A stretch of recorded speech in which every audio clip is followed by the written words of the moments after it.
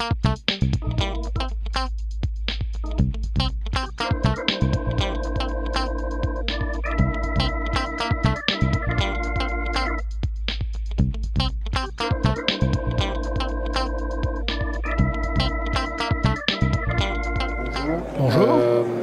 On parlait dans votre discours de la mobilisation dans l'école autour du numérique en ce moment. Est-ce que c'est le cas dans le Val d'Oise? Alors dans le Val d'Oise, cela fait plusieurs années que nous avons lancé le plan numérique des collèges, les conseils généraux ayant la charge des collèges, et se poursuit à vitesse accélérée. Les espaces numériques de travail sont présents dans pratiquement 100% de nos 109 collèges. Peut-être 2 exceptions près, donc on a vraiment une bonne réussite de notre objectif. Et puis les tableaux numériques interactifs sont déployés aussi depuis 3-4 ans maintenant. Et cette année, rien que cette année, nous avons prévu d'investir 9 millions d'euros dans la numérisation, entre guillemets, des collèges. En quoi le numérique est une chose importante? Est-ce que c'est par rapport à ce que vit la société aujourd'hui? Même si on est peu familier des questions d'éducation et des questions numériques, chacun constate aujourd'hui que le numérique est présent partout dans notre société, y compris utilisé par des gens dont on n'aurait pas pensé a priori qu'ils pourraient l'utiliser facilement.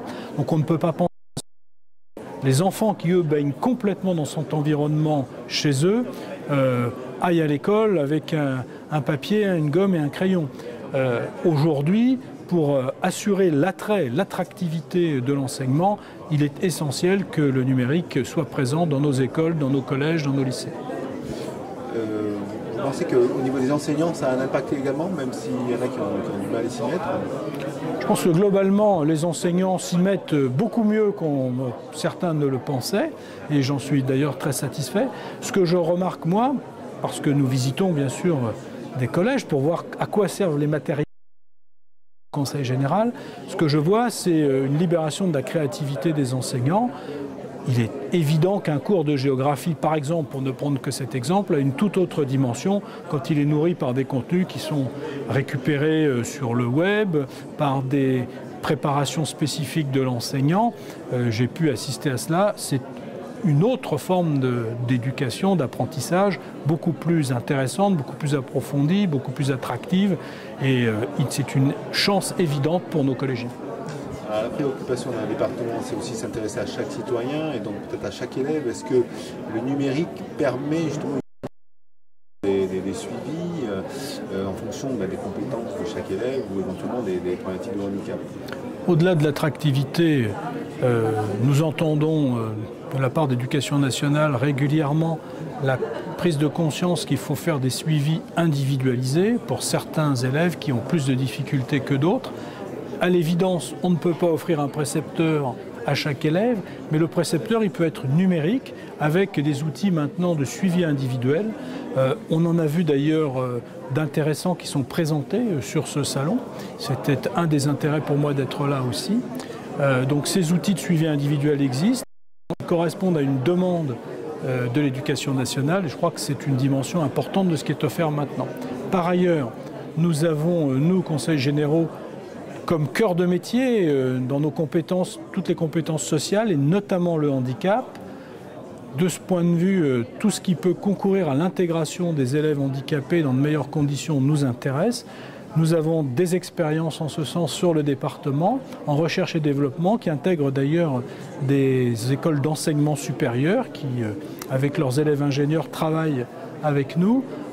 J'en ai vu notamment une concrétisation dans un collège de mon canton, permettre aux enfants qui ont des difficultés visuelles, qui ne sont pas nécessairement malvoyants, mais qui ont des difficultés visuelles, à intégrer donc ce qu'il leur est proposé. Et je dois reconnaître que là aussi, par cet outil individualisé, ce suivi individuel, amène une forte amélioration des intégrations de ces jeunes en difficulté liées à un handicap. Au-delà des tuyaux, des efforts d'équipement des établissements, le numérique dedans, le contenu. Est-ce que le département s'engage dans des politiques qui touchent au contenu et comment mesure-t-il l'importance de ça? J'ai toujours partagé la conviction, d'ailleurs avec les services du Conseil général, que il ne fallait jamais perdre de vue l'objectif et que ce qui est important, c'est le contenu. Ce sont des outils, bien évidemment, et ces contenus, nous y veillons particulièrement, notamment à travers le projet Marguerite Table. Pour le Conseil général, il ne s'agit pas de faire des opérations de communication en distribuant des tablettes, par exemple, des outils numériques à tout va, sans se préoccuper de à quoi ça sert et ce qu'il y a derrière. Malheureusement, il y a eu une époque où ça s'est fait ailleurs. Peut-être certains sont-ils encore tentés de le faire. La rareté de l'argent public devrait nous amener d'ailleurs à être un peu plus raisonnables là-dessus, les uns et les autres. Toujours est-il que nous, ce qui nous intéresse, ce sont les contenus. Et nous travaillons donc avec un certain nombre de partenaires en recherche et développement également, avec un soutien qui sont prévus pour cela, à préparer des plateformes diffuser du contenu, validé évidemment par l'Éducation nationale, et dans lesquels on va pouvoir venir puiser pour apporter vraiment quelque chose aux élèves. À partir de là, les moyens tels que les tablettes sont bien repositionnés à leur niveau de moyens dans les contenus. Et pour conclure, le numérique, souvent dans les familles et chez les enfants, c'est du ludique, hein. On s'amuse un peu, on fait des réseaux sociaux. L'objet quand même d'un département, c'est d'amener une sorte d'égalité des citoyens, d'égalité des chances pour l'école. Quel est votre point de vue justement sur les efforts que le département porte sur le numérique pour l'avenir des enfants du Val d'Oise? L'école républicaine, c'est le premier facteur d'égalité des chances. D'ailleurs, les familles les plus populaires ou les plus démunies ne s'y trompent pas. Pour elles, l'école reste quelque chose d'extrêmement important. Il faut donc que, pour ces enfants moins favorisés que les autres, l'accès au numérique soit garanti. Il ne faut pas qu'il y ait de fracture des usages, comme il pourrait y avoir une fracture numérique des territoires si le très haut débit ne va pas partout.